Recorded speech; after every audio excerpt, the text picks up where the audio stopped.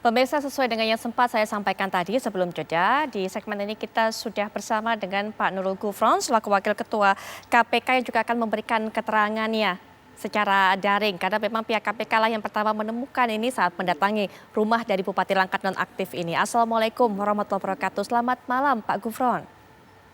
Waalaikumsalam warahmatullahi wabarakatuh. Baik, Pak Gufron mungkin bisa dijelaskan saat kemudian tim dari KPK datang ke tempat ataupun juga ke rumah Bupati tersebut, apa yang ditemukan saat itu? Bagaimana kondisi orang-orang yang ada di dalam kerangkeng itu, Pak? Jadi pada tanggal 18 setelah kami melakukan OTT kepada para pihak yang diduga melakukan tindak pidana korupsi, pada saat itu kami kemudian kembangkan untuk mengamankan saudara Bupati Kabupaten Langkat, sehingga tim penyelidik kami bergerak ke kediaman yang bersangkutan.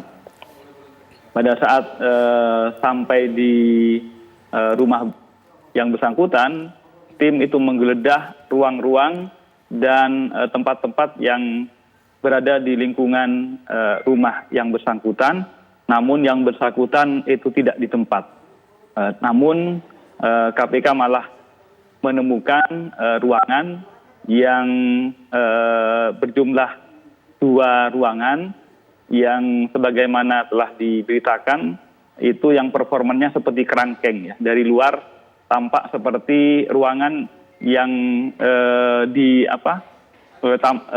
sebelah sisi luarnya itu berjeruji seperti kerangkeng pada umumnya.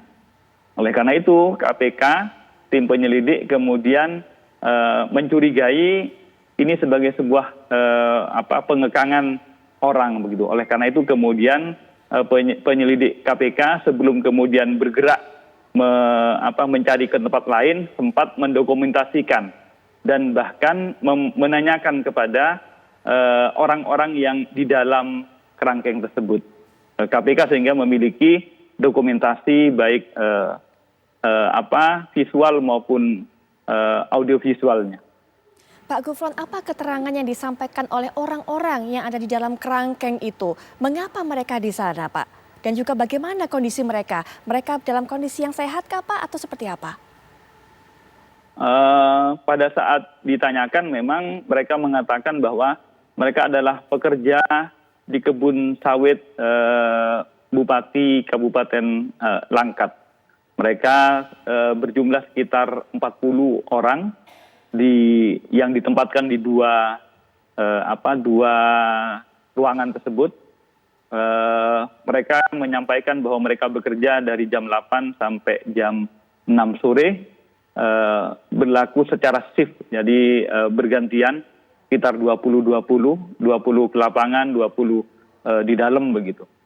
Mereka mengaku bahwa sekitar sudah 1 tahun, ada yang kurang, ada yang lebih begitu, rata-rata setahun di dalam kerangkeng tersebut yang melakukan pekerjaan-pekerjaan di kebun sawit. Mereka menyampaikan bahwa bekerja dari jam 8 pagi sampai jam 6. Ketika ditanyakan apakah mendapatkan gaji, mereka tidak mendapatkan gaji. Bahkan mereka tampak sangat ketakutan ketika juga menyampaikan keterangan-keterangannya ketika dipertanyakan oleh tim penyelidik KPK yang berdialog kepada mereka. Baik, Pak Gufron, mereka mengaku bahwa mereka adalah pekerja kebun sawit. Tapi apakah mereka mengaku kepada pihak penyelidik KPK bahwa mereka ini merupakan para pengguna narkoba, Pak? Dari keterangan mereka adalah mereka pekerja, jadi tidak tampak sebagai pecandu ataupun orang yang sedang direhab. Bahkan penyelidik KPK juga menanyakan apakah di sini ada tim medis. Jadi kalau memang dicatatkan sebagai tempat rehab, mestinya tak cukup hanya ruangan kerangkeng, tapi juga ada tim medis yang mestinya mendampingi mereka. Tetapi di tempat pada saat itu tidak ada tim medis yang berada di lokasi. Menurut keterangan mereka, Pak, bagaimana mereka bisa sampai ke tempat itu, Pak? KPK tidak sampai sedalam itu ya, karena KPK pada saat itu kan dalam proses pengejaran, sehingga hanya mempertanyakan hal-hal yang yang pokok saja tentang itu, tentang mereka makan berapa kali, lantas digaji berapa, sudah berapa lama, dan mengapa tidak keluar. Mereka tampak ketakutan dan juga menyampaikan bahwa kalau ada masalah dipersalahkan, mereka disiksa dan diceburkan di kolam di depan ruangan kerangkeng tersebut. Baik, jadi mereka sempat juga menceritakan masalah penyiksaan, Pak Gufron. Penyiksaan seperti apa, Pak, yang dilakukan selain diceburkan di kolam, Pak? Dan juga apakah dari temuan penyidik KPK yang ada di sana, kondisi fisik dari orang-orang tersebut, apakah memang ada yang menderita luka-luka dan sebagainya, Pak? Adakah yang terlihat seperti bekas mendapatkan siksaan, Pak?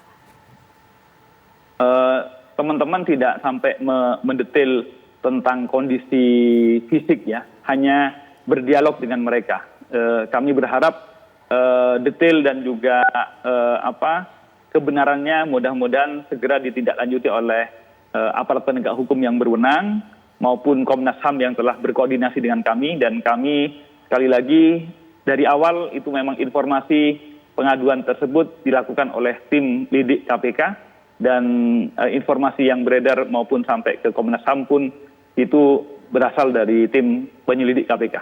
Baik, Pak Nurul Gufron, terima kasih sudah meluangkan waktunya, sudah memberikan keterangan karena sangat bermanfaat sekali bagaimana informasi yang didapatkan oleh tim penyelidik KPK ini sebagai orang pertama yang menemukan hal ini di sana. Terima kasih Pak Gufron untuk informasinya. Selamat malam Pak. Wassalamualaikum warahmatullahi wabarakatuh. Waalaikumsalam warahmatullahi wabarakatuh.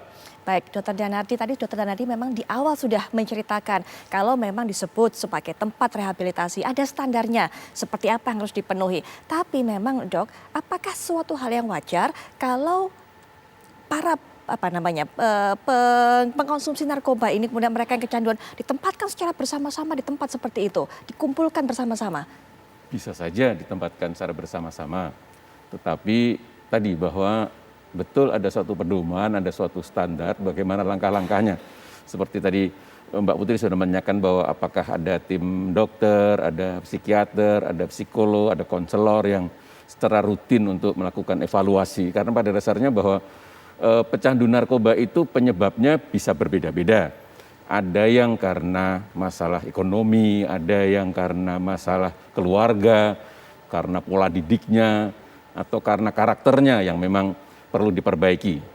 Makanya bahwa biasanya setiap minggu itu ada grup terapi, ada konseling, ada pendekatan dengan keluarga. Bahkan kami biasanya kalau menghadapi satu pasien adiksi itu sebenarnya itu penyakitnya dalam satu keluarga yang harus dilakukan suatu treatment agar supaya bahwa nanti setelah selesai itu tidak kecemplung lagi. Baik. Kalau sudah selesai dia mampu menahan, mampu preventif untuk dirinya sendiri agar supaya tidak jatuh lagi. Baik. Jadi ada suatu evaluasi yang berkelanjutan. Baik. Tidak hanya sekedar tadi bahwa hanya diperiksa 2 minggu sehat apa enggak.